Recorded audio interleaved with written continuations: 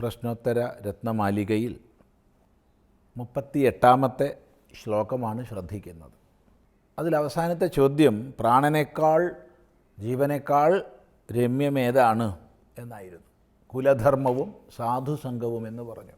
തുടർന്ന് 91-ാമത്തെ ചോദ്യമാണ് കാ സംരക്ഷ്യ അങ്ങേയറ്റം രക്ഷിക്കപ്പെടേണ്ടത് ആര്? സ്ത്രീലിംഗത്തിലാണ് ചോദ്യം. ആരാണ് അങ്ങേയറ്റം സംരക്ഷിക്കപ്പെടേണ്ടത്? മറുപടി കീർത്തി, പതിവ്രത, നൈജബുദ്ധിശ്ച. 3 മറുപടികളാണ് പറയുന്നത്. ആദ്യത്തേത് കീർത്തിയാണ്.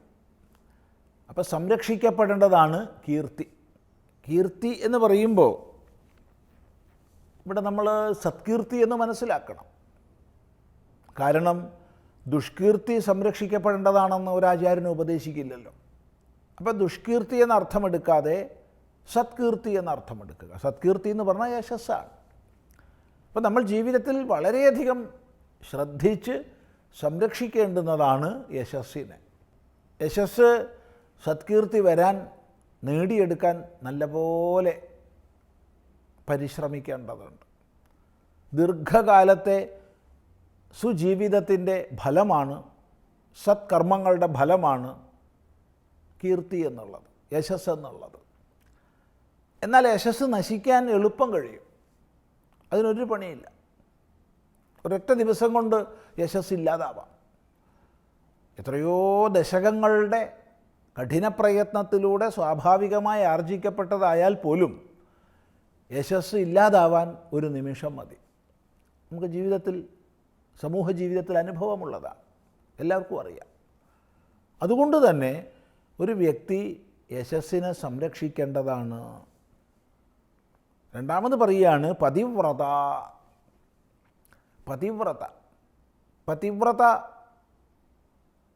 പാതിവ്രത്യത്തിൽ ഉറച്ച് ജീവിക്കുന്ന സ്ത്രീ, തൻ്റെ പതിയിൽ നിഷ്ഠയോടുകൂടി ശ്രദ്ധയോടുകൂടി കഴിയുന്ന പത്നി. ആ പത്നി പതിയാൽ സംരക്ഷിക്കപ്പെടേണ്ടതാണ്. സാമൂഹികങ്ങളായ വിഷയങ്ങൾ ഏതു തന്നെയോ ആവട്ടെ, നമ്മൾ പഠിക്കുമ്പോൾ ആ സാമൂഹികമായ വിഷയം പ്രതിപാദിക്കപ്പെടുന്ന കാലഘട്ടത്തെക്കുറിച്ച് ഓർമ്മിക്കണം. കാരണം ഇന്നത്തെ ഒരു കാലത്ത് പതിവ്രത സംരക്ഷിക്കപ്പെടേണ്ടതാണ് എന്ന് പറയുമ്പോൾ തുല്യമായി പതിയും സംരക്ഷിക്കപ്പെടേണ്ടതല്ലേ പത്നിയാൽ എന്ന് ചോദ്യം വരും.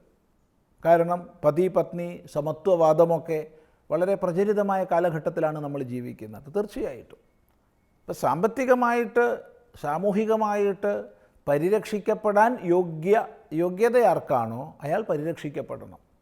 സാമൂഹികവും സാമ്പത്തികവും കായികവും എല്ലാമായി പരിരക്ഷിക്കാൻ യോഗ്യനാരാണോ അയാൾ പരിരക്ഷിക്കുന്ന പ്രവൃത്തിയിൽ ഏർപ്പെടുകയും വേണം. അത് യാതൊരു വിരോധവുമില്ല. പക്ഷെ ഇവിടെ എഴുതപ്പെട്ട കാലഘട്ടത്തിൻ്റെ സാമൂഹിക സ്ഥിതിക്കനുസരിച്ച് പതിവ്രത സംരക്ഷിക്കപ്പെടണമെന്ന് തന്നെയാണ് പറയുന്നത്. ഇന്നും എന്ത് സമത്വവാദം പറഞ്ഞാലും സ്ത്രീക്ക് പ്രത്യേക പരിഗണന വേണമെന്നുള്ളത് പൊതുവെ സമൂഹം അംഗീകരിച്ചിട്ടുള്ളതാണ്. തൊഴിലിനായാലും വിദ്യാഭ്യാസത്തിലായാലും സാമൂഹികങ്ങളായ മറ്റിടപെടലുകളിലായാലും സ്ത്രീക്ക് പ്രത്യേക പരിരക്ഷ അല്ലെങ്കിൽ സ്ത്രീക്ക് പ്രത്യേക അവകാശങ്ങൾ വേണം എന്നുള്ളത് നവീന സമൂഹവും അംഗീകരിച്ചത് തന്നെയാണ്. അപ്പോൾ ആ നിലയ്ക്ക് പതിവ്രത സംരക്ഷിക്കപ്പെടേണ്ടതാകുന്നു എന്ന് പറഞ്ഞതിൻ്റെ സതുദ്ദേശ്യം നമ്മൾ തിരിച്ചറിയണം. അതുപോലെ മറ്റൊന്ന് പ്രധാനമായിട്ട് പറയുകയാണ് നൈജബുദ്ധിശ്ച. നൈജബുദ്ധി, നിജബുദ്ധി എന്ന് പറഞ്ഞാൽ തൻ്റെ ബുദ്ധിയാണ്. അതിൻ്റെ ഭാവമാണ് നൈജബുദ്ധി. അപ്പോൾ തൻ്റെതായ ബുദ്ധി സംരക്ഷിക്കപ്പെടണം. അത് മുഖ്യമാണ്. നമ്മൾ ഒരു സമൂഹ മനസ്സിന് അടിമയായി പോയി കഴിഞ്ഞാൽ പലപ്പോഴും സ്വന്തം ബുദ്ധി പ്രകാശിക്കില്ല. വലിയൊരു കൂട്ടത്തിൽ നമ്മൾ പെട്ടു, ഒരാൾക്കൂട്ടത്തിൻ്റെ മനസ്സ് രൂപപ്പെട്ടു. ആ ആൾക്കൂട്ടത്തിൻ്റെ മനസ്സിൻ്റെ ഭാഗമായി നമ്മൾ തീർന്നാൽ നമുക്ക് ബുദ്ധി ഉണ്ടാവില്ല. നമ്മൾ അരുതാത്തതടക്കം ചെയ്തെന്ന് വരും. വികാരഭരിതരായി അഥവാ വിവേകരഹിതരായി നമ്മൾ പ്രവർത്തിച്ചെന്ന് വരും. അതുകൊണ്ട് എപ്പോഴും നമ്മൾ ഓർമ്മിക്കേണ്ടതാണ് സ്വന്തം ബുദ്ധി ഏതവസ്ഥയിലും സംരക്ഷിക്കണം. ഏതവസ്ഥയിലും ഏതാൾക്കൂട്ടത്തിലായാലും ഒറ്റയ്ക്കായാലും. ഒരിക്കലും സ്വന്തം ബുദ്ധി നഷ്ടപ്പെടുന്ന അവസ്ഥാവിശേഷം നമ്മൾ ഉണ്ടാക്കരുത്. കാരണം ബുദ്ധി നഷ്ടപ്പെട്ടാൽ ബുദ്ധിനാശാത് പ്രണശ്യതി, ബുദ്ധിനാശം കൊണ്ട് സമ്പൂർണ്ണമായ നാശമാണ് ഒരാൾക്ക് വന്നു ചേരുക.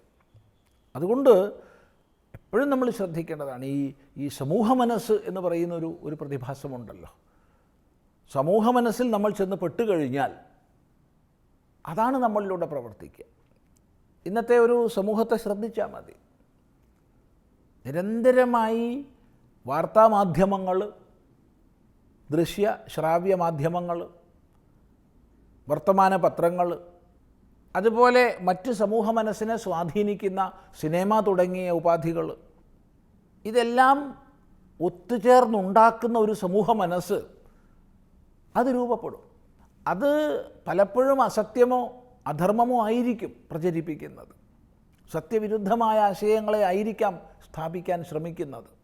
എങ്കിൽ പോലും, അയഥാർത്ഥങ്ങളാണെങ്കിൽ പോലും, ഒരു സമൂഹ മനസ്സ് രൂപപ്പെട്ടു കഴിഞ്ഞാൽ അതിന് ഭിന്നമായി നിൽക്കുക എളുപ്പമല്ല. അപ്പോൾ സമൂഹ മനസ്സിൻ്റെ രൂപപ്പെടൽ എന്ന് പറയുമ്പോൾ കേവലം സ്ഥൂലമായ ബാഹ്യമായ ആൾക്കൂട്ടത്തിലൂടെ മാത്രമല്ല ഉണ്ടാവുന്നത്. അല്ലാതെ ആശയപ്രചരണത്തിൻ്റെ വിഷയത്തിലുള്ള കൂട്ടുകെട്ടുകൊണ്ടും സമൂഹ മനസ്സുണ്ടാവും. ഏത് പ്രകാരം സമൂഹ മനസ്സുണ്ടായാലും വിവേകശാലികളായവരുടെ കർത്തവ്യമാണ് സ്വന്തം ബുദ്ധിയെ നിലനിർത്തുക. ലോകം മുഴുവൻ ഒരു തെറ്റിന് കൂട്ടുനിന്നാലും താൻ അതിൽ പെടാതിരിക്കുക, താൻ തൻ്റെ ബുദ്ധിക്കനുസരിച്ച് പ്രവർത്തിക്കുക. ഇത് അവശ്യ കർത്തവ്യമാണ്. അതുകൊണ്ട് നൈജബുദ്ധി സംരക്ഷ്യ, നൈജബുദ്ധി സംരക്ഷിക്കപ്പെടേണ്ടതാണ്, പതിവ്രത സംരക്ഷിക്കപ്പെടേണ്ടതാണ്, കീർത്തി സംരക്ഷിക്കപ്പെടേണ്ടതാണ് എന്നിവിടെ പറയുന്നു. തുടർന്ന് നമുക്ക് അടുത്ത പ്രാവശ്യം ശ്രദ്ധിക്കാം.